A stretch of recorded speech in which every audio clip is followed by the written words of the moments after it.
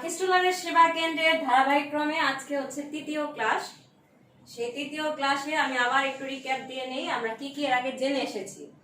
আমরা জেনে এসেছি সেবা কেন্দ্র কি, হ্যামলেট থেকে শুরু করে SMS এ পর্যন্ত যা কিছু আছে, যা কিনা ওই এলাকায় এবং তার পার্শ্ববর্তী এলাকায় যে সেবা প্রদান করে সেটি হচ্ছে কি সেবা কেন্দ্র। আমরা জেনে এসেছি খ্রিস্টলার কে, খ্রিস্টলারের তত্ত্বের ইতিহাসটা কি, কোথা থেকে খ্রিস্টলারের তত্ত্বটি কেন প্রদান করা হয়েছে বা আসছে। আমরা জেনেছি খ্রিস্টলারের তত্ত্বের পূর্ব শর্ত, মূল প্রতিপাদ্য বিষয়, খ্রিস্টলারের তত্ত্বের হায়ারেসি মানে কি হবে প্রথম ছোট থেকে বড়, এবং খ্রিস্টলারের তত্ত্বের সেবা কেন্দ্রের যে প্রভাব বলয় বা সেবা কেন্দ্রের বৈশিষ্ট্য সেগুলো আমরা জেনে এসেছি। এরই ধারাবাহিকতায় আজকে যে খ্রিস্টলার সেবা কেন্দ্র বলেছেন সেই সেবা কেন্দ্রগুলোর কয়েকটি সেবা কেন্দ্রের আমরা জানবো যে এগুলো কি, মানে হ্যামলেটটা কি, তারপরে গ্রাম কি, নগর কি, শহর কি, এই কয়েকটি আমরা জানবো, সবগুলো জানার দরকার নেই। আচ্ছা, প্রথমেই যেটি বলেছেন সেটি হচ্ছে হ্যামলেট কি।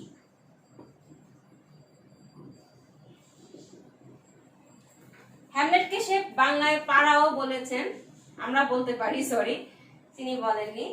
সেবা কেন্দ্রের সবচেয়ে প্রাথমিক পর্যায়ে যেটি অবস্থান করে সেটি হচ্ছে হ্যামলেট। কয়েকটি বসতি নিয়ে তোমরা জানো একটি হ্যামলেট হয়।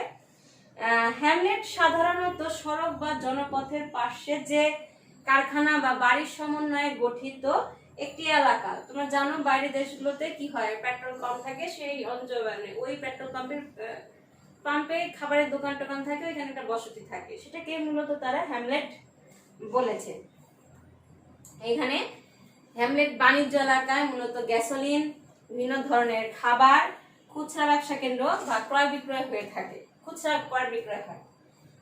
তারপরে যেটি হচ্ছে সেটি হচ্ছে গ্রাম বা ভিলেজ।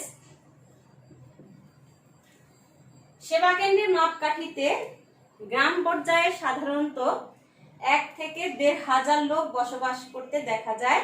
এখানে সেলুন, বিউটি পার্লার, রেস্টুরেন্ট, বার, হার্ডওয়্যার স্টোর, ব্যাংক, বীমা প্রভৃতি প্রতিষ্ঠানগুলোর অবস্থান দেখা যায়। তার মানে হ্যামলেটের মূলত দেখা যায় খুচরা ব্যবসা কেন্দ্র, খাবার দাবার ক্রয় বিক্রয় হয়। তার থেকে একটু বেশি বিউটি পার্লার, সেলুন, রেস্টুরেন্ট, খাবার দাবার এখানে বিক্রি হয়, ধরো প্যাকেটজাত, আর এখানে রেস্টুরেন্টে খাবার বিক্রি হয়, বার, হার্ডওয়্যার স্টোর, ব্যাংক, বীমা প্রভৃতি প্রতিষ্ঠানগুলো মূলত গ্রামে দেখা যায়। এরপরে হচ্ছে শহর, টাউন বা টাউন সিটি আমরা বলতে পারি। শহর হচ্ছে বিশালতম ষড়ভুজাকৃতি সেবা কেন্দ্র, ঠিক আছে। ইয়ার 7টা পূর্ণ ষড়ভুজ দ্বারা বেষ্টিত থাকবে, তার মানে 7টা পূর্ণ ষড়ভুজ দ্বারা বেষ্টিত থাকবে।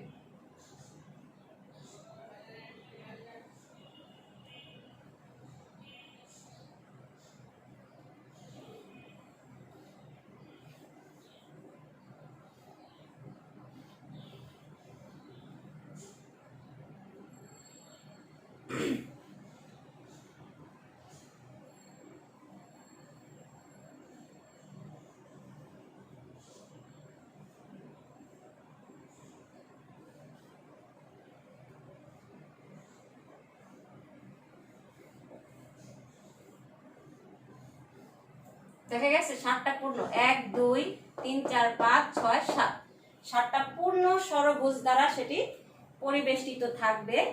এবং কার্যক্রমের দিক থেকেও একটি ব্যাপক, এখানে যে কার্যক্রমগুলো দেখা যায় সেগুলো হচ্ছে বলছে যে আসবাবপত্র বা কাপড়ের দোকান, মোটর গাড়ির ডিলার, আইনজীবীদের কার্যালয়, ডাক্তারখানা, ইন্স্যুরেন্স কোম্পানি প্রভৃতি এখানে থাকবে। দেখো এখানে কিন্তু একটু বেশি ধরনের চলে আসলো, তার মানে এই যে আদালত পাড়া এখানে চলে আসলো, ঠিক আছে। এরপর হচ্ছে নগর।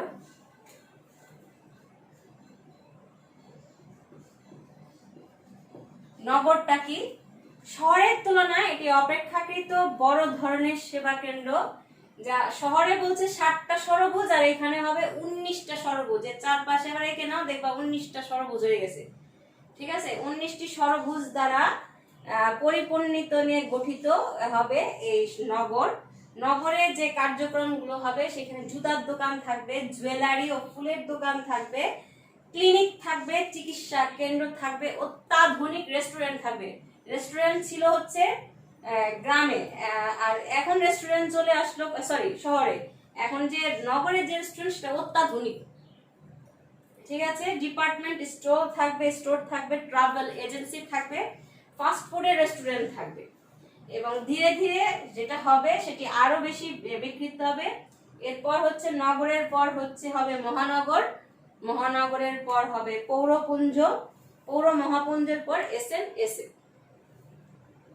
তার মানে ধীরে ধীরে এই যে 60টি সরবুজ, 60টার থেকে 19টার আবার চারপাশে যে সরবুজ অতগুলা, তারপরে ধীরে ধীরে আমাদের কি সেবা কেন্দ্র পরিসরটি বাড়তেই থাকে। এই হচ্ছে তার বিভিন্ন ধরনের সেবা কেন্দ্রের কয়েকটি সে বর্ণনা প্রদান করেছেন। এরপর হচ্ছে তার সেবা কেন্দ্রের কে বিন্যাস, মূল যে বিষয় সেই বিষয়টি।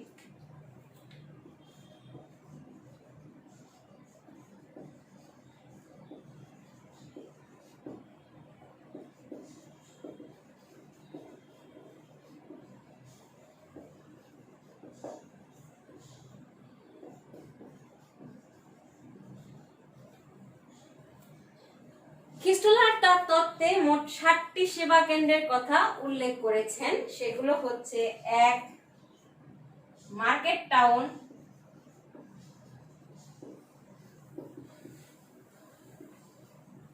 2 township centre,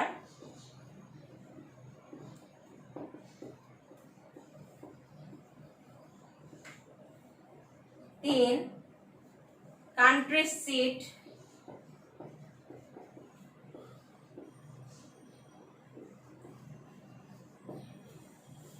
4 district city,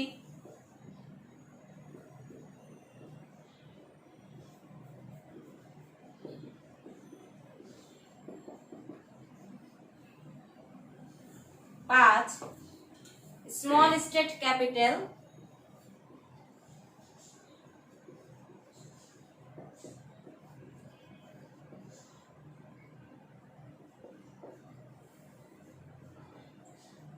6 provincial head city,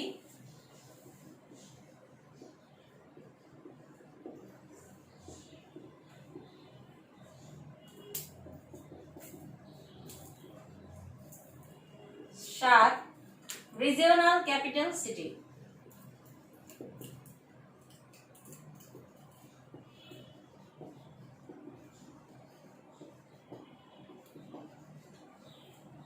market town একটা ছোট্ট বসতি, 2-3টা বসতি নিয়ে, সেটা 2-3টা এরকম 2-3টা মার্কেট টাউন নিয়ে একটা টাউনশিপ হয়, টাউনশিপ কয়েকটা সেন্টার নিয়ে কান্ট্রি কয়েকটা কান্ট্রি স্ট্রিট নিয়ে, ডিস্ট্রিক্ট সিটি, ডিস্ট্রিক্ট বান বলেছে টিআরআই সিটি, ডিস্ট্রিক্ট সিটি থেকে স্মল স্টেট ক্যাপিটাল, দেন প্রভিন্সিয়াল হেড সিটি, দেন হচ্ছে রিজিওনাল ক্যাপিটাল সিটি, যেটা আমরা বিভাগীয় শহর রূপেও বলতে পারি। কেন্দ্রের স্থানে যে শ্রেণীক্রম সেগুলোর অবস্থান বিশেষ বিশেষ স্থানের সাথে বিশেষভাবে সম্পর্কযুক্ত। একটি কেন্দ্রস্থান তার নিজস্ব স্থান সহ যতগুলো জনপদকে সেবা প্রদান করবে, সেই সেবা প্রদান করার যে সংখ্যা সেটিকে তিনি কে দ্বারা বিশ্লেষণ করেছেন, বা ইংরেজিতে এটাকে কে বলা হয়। এই যে কে বিন্যাস, সেই কে বিন্যাসটি এখন আমরা জানবো। কে মানের ভিত্তিতে আমি যে বললাম এই যে সংখ্যাকে তিনি কে দ্বারা চিহ্নিত করেছেন, এই যে কে মানের ভিত্তিতে তিনি সেবা কেন্দ্রের যে অবস্থান, সেই অবস্থানকে তিনি 3 ভাগে ভাগ করেছেন। সেটি হচ্ছে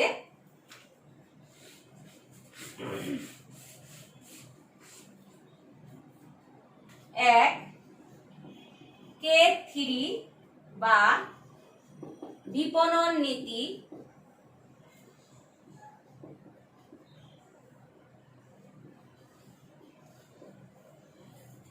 2 K4 বা পরিবহন নীতি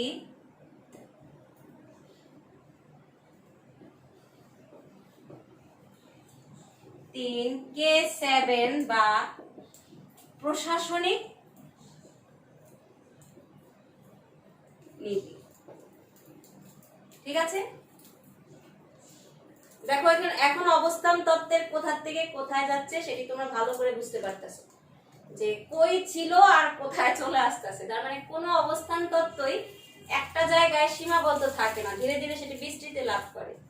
তাহলে এই যে দেখলে, তাহলে K3 এর ভিত্তিতে তিনি কয়টা ভাগে ভাগ করছেন কে বিন্যাসটাকে? তিনটি, K3, K4 এবং K7। আচ্ছা, এখন আমরা আলোচনা করব K3 বা বিপণন নীতি, যেটি সবচেয়ে ছোট। এই নীতির প্রধান আলোচ্য বিষয় হচ্ছে সর্বনিম্ন সেবা কেন্দ্রগুলো পরস্পর 7 কিলোমিটার দূরে অবস্থান করবে এবং এই ক্ষুদ্রতম সেবা কেন্দ্রটি নিজস্ব এলাকা ব্যতীত তার চারপাশে 6টি হ্যামলেট বা মার্কেট টাউনকে সে সেবা প্রদান করবে। ঠিক আছে, ভালো করে বিষয়টি বুঝো। তার মতে K3 বিপণন নীতি অনুযায়ী সে ব্যাখ্যা করেছে এই যে বিপণন ব্যবস্থা, সেগুলো একটা থেকে আরেকটা 7 কিলোমিটার দূরে থাকবে এবং এই যে ক্ষুদ্রতম সবচেয়ে ছোট যেটি, সেটি সেই ক্ষুদ্রতম সেবা কেন্দ্রটি তার চারপাশে 6টি হ্যামলেট, একটু আগে কিন্তু আমি কে প্রভাব বলার মধ্যে প্রথমে বলেছিলাম টাউন সিটি বা মার্কেট টাউনকে, এই যে 7টি হ্যামলেট বা মার্কেট টাউনকে সে সেবা প্রদান করবে। অর্থাৎ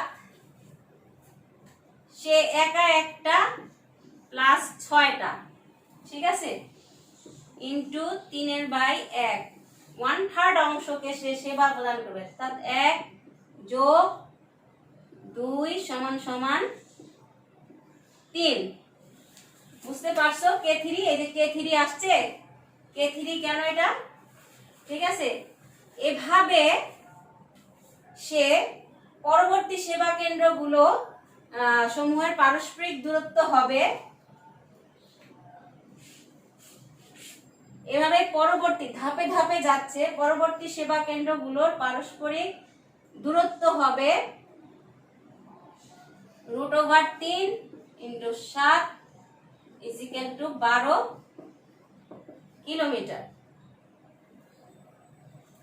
তাহলে প্রতিটি স্তরের সেবা কেন্দ্রের পারস্পরিক দূরত্ব জানতে হলে পরবর্তী সেবা কেন্দ্রের পারস্পরিক দূরত্বের সাথে যতটুকু তার দ্বারা গুণ করতে হবে। এই নীতি অনুসারে দ্বিতীয় স্তরে জনপদের সংখ্যা হবে, প্রথম স্তরে কয়টা ছিল? 3।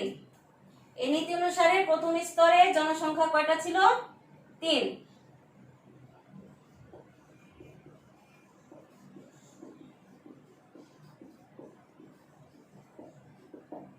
আর পারস্পরিক দূরত্ব হবে কত? ধাপে ধাপে বাড়ছে, 12 কিলোমিটার, তারপরে এইভাবে ধীরে ধীরে আমরা বাড়বো। আর সেবা কেন্দ্র সংখ্যা হবে প্রথম স্তরে,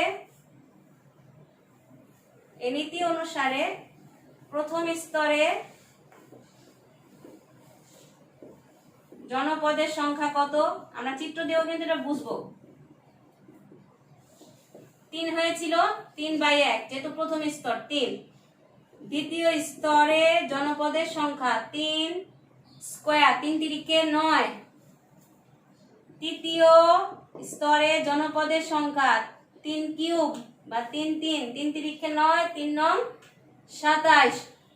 এভাবে চতুর্থ, পঞ্চম, ষষ্ঠ এবং সপ্তম পর্যন্ত আমরা এটা চিহ্নিত করব। ঠিক আছে,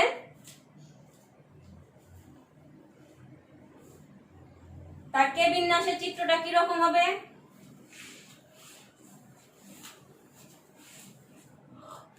কি বলছিল? নিজস্ব এলাকা ব্যতীত পার্শ্ববর্তী 6টি অঞ্চলে সে সেবা প্রদান করবে এবং সেবার ধাপ হবে 3/1/3। তাহলে দেখো 1/3 হয় কিনা, ধাপগুলো ঠিক করি। আঁকলাম, 6টা আঁকি এখন, আরো সেবা কেন্দ্র। 3 4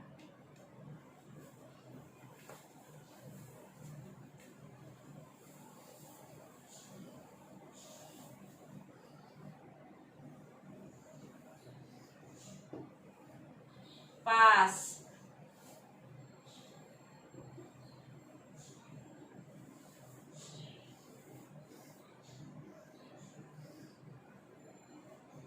1 2 3 4 5টা হয়ে গেল দিলা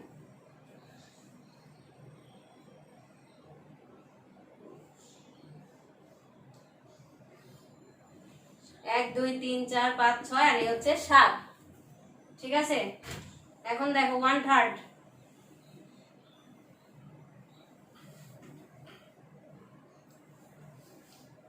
1/3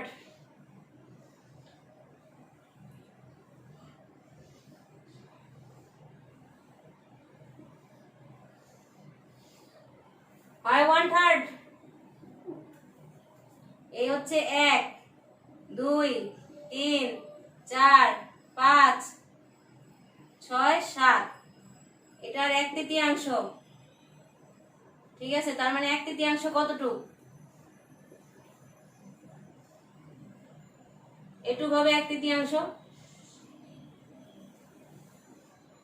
তাই না তাহলে এই যে 7টা দেখো এই যে কিভাবে যাচ্ছে তাহলে এভাবে 1/3 করে সে যাবে প্রত্যেকটার 1/3 এখানে সে সেবা প্রদান করতেছে